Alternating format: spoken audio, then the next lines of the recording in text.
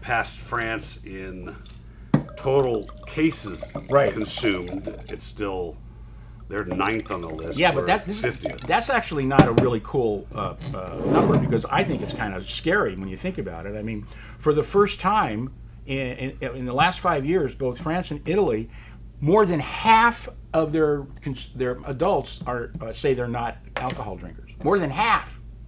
And that's a scary number, which means they're making the same amount of wine. What are they going to do with it? They got to send it somewhere else.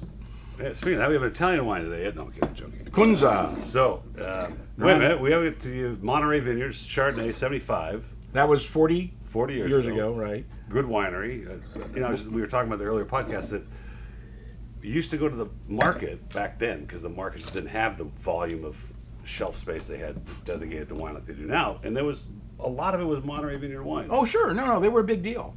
My dad's shop.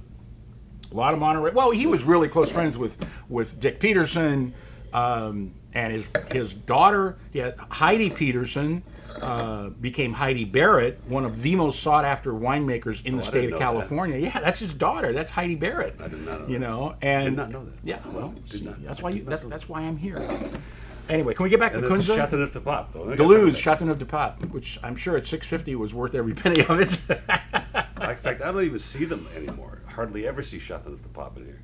Well, no, you see it. Some of those things, I don't see them much. No, you don't. You're going to see those in medium-sized wine shops, but people just don't buy that stuff anymore. So. Now you can get to the wine, Ed. Whew.